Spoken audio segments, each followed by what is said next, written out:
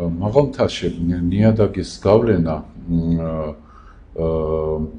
როგორც მცენარეულობაზე, ასევე ცალკეული ინდივიდის ფუნქციონირებაზე რთული და მრავალფეროვანია, მრავალმხრივია.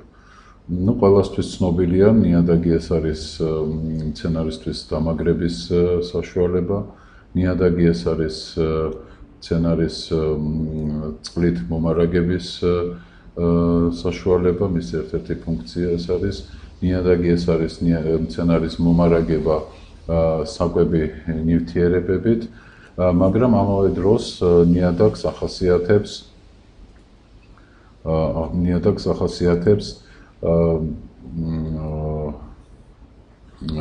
ისეთი თვისებებიც, ისეთი სიტუაციებიც ხდება, რაც ხიფათს უქმნის არა მხოლოდ ცალკეული ინდივიდის ნორმალურ ფუნქციონირებას, არამედ შეიძლება მთელი მცენარეული საზოგადოებისაც. აი მაგალითად ტემპერატურის გავლენა ნიადაგზე და ამ მხრივ ამის შემდეგ ნიადაგის გარკვეული ცვლილებები. ეს გახლავთ აი ეს სურათი ეგრეთ წოდებული თოშის წარმოქმნისა.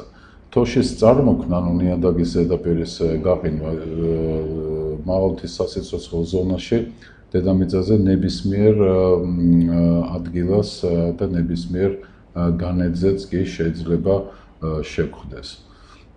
ის ძირითადად გვხვდება უთოვლო პერიოდებში, უფრო მაღალ განედებზე და თავის პიკს აღწევს სავეგეტაციო სეზონის დასაწყისსა და ბოლოში, ანუ ადრე გაზაფხულზე და შემოდგომაზე. აი, სწორედ ამ დროს არის ყველაზე მოწყვლადი მცენარე ადრე გაზაფხულზე და ამ მხრივ, ნიადაგის გავლენის მხრივ და გვიან შემოდგომაზე.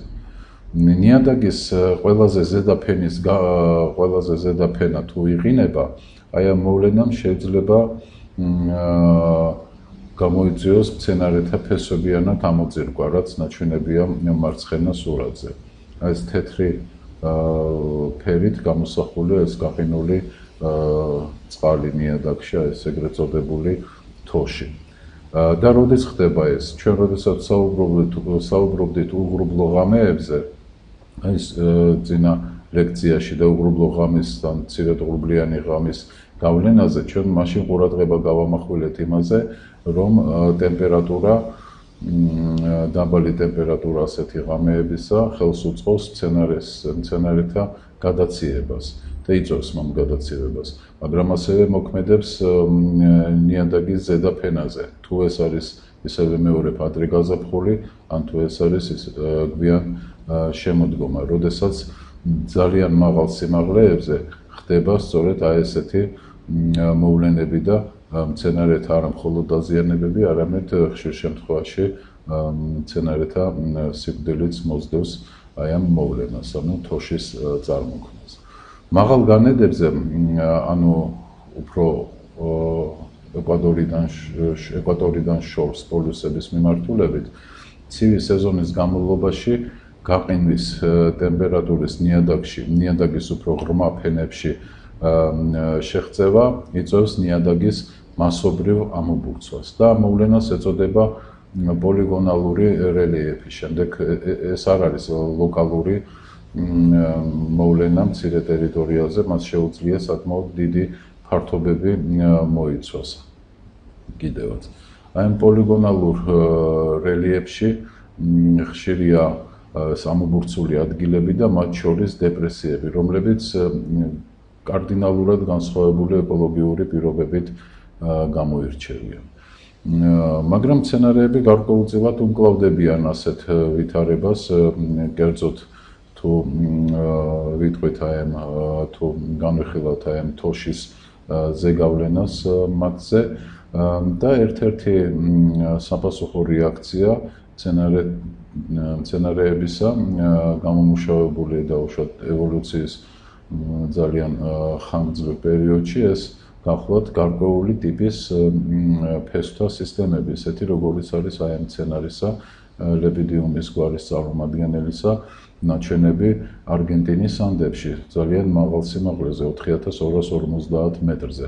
ასეთი ტიპის ფესვები ოსმოსური წნევის მექანიზმების გავლენით იკუმშებიან, მათ შეკუმშვის უნარი აქვთ ნიადაგის ამობურცვის პირობებში და მცენარეს რამდენიმე სანტიმეტრით ნიადაგის სიღრმეში ეკაჩებიან, ამიტომ მისი ფესვები რჩება ამ თოშისგან ამოგლეჯილ ნიადაგის ზედაფენის უფრო ქვევით, ანუ მცენარეს იკავებენ ისინი ამოვარდნისაგან და ამდაგვარად მცენარის ზედა ნაწილს და ამდაგვარად იცავენ თავს ასეთ ვითარებაში.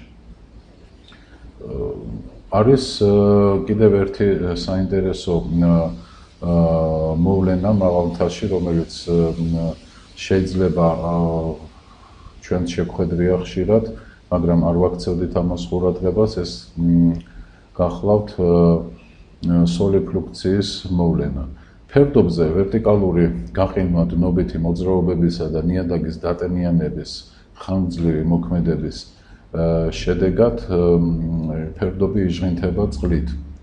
და წყლის ეს დიდი მარაგი, რომელიც ზედაფენაში გროვდება, ჟღინთავს მას და აი ესეთი ნაღვენთების სახით შეიძლება შევხვდეთ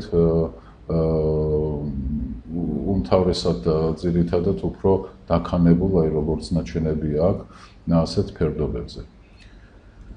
ზედაპირული სოლიფლუქცია ეს გახლავთ პროცესი, რომელიც ნიადაგის მხოლოდ ზედაფენებს მოიცავს. მაგრამ არსებობს უფრო ღრმად წასული მოვლენები, ესე იგი ნიადაგის სიღრმეში განვითარებული მოვლენები და თუ სოლიფლუქცია ნიადაგის მთელ სიღრმეზე არის განვითარებული, ნიადაგის ზედაფენის გადაადგილება წინ უსწრებს ქვედა ფენისას, რაც იწვევს ეგრეთ წოდებული საჰაერო ჯიბეების წარმოქმნას. და სოლიფლუქციის ეს ტიპი იწვევს ნიადაგის შრეების შერევას ერთმანეთში და წარმოიქმნება ასე ვთქვათ დაფარული ნიადაგის დაფარული შრეები, როგორც აქ არის განივკვეთაზე მოცემული.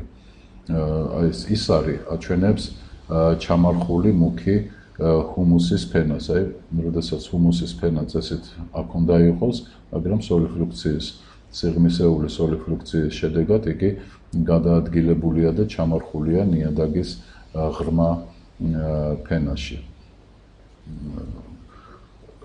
კიდევ ერთი მოვლენა ეს არის ყინვის მიერ ამობურცვასთან ასოცირებული სხვა კრიოპედოგენური მოვლენა, ეს გახლავთ პოლიგონალური ნიადაგების, გირლიანდებისა და ნაპრალების წარმონაქმნები, აგრეთვე ყინულის ტოროსები, ასე ეწოდება ასეთ მოვლენებს, რომლებიც მოქმედებს თოვლის სიღრმეზე, ანუ ამობურცულ და დეპრესიის ადგილებში თოვლის სხვადასხვანაირად ჩერდება და სხვადასხვანაირი სიღრმის არის ისა, მოქმედებს მიკროკლიმატზე, ნიადაგის ტენიანობაზე, მის ტემპერატურაზე, კვებით შესაძლებლობებსა და მცენარეზე მოქმედ მექანიკურ ძალებზე. ყველაფერი ეს კი გავლენას ახდენს მცენარეთა სახეობრივ განაწილებაზე და ლიტერატურაში მრავლად მოიპოვება მაგალითი, რომლებიც აღწერს ნიადაგის ისეთ სიტუაციებს, ისეთ სურათებს,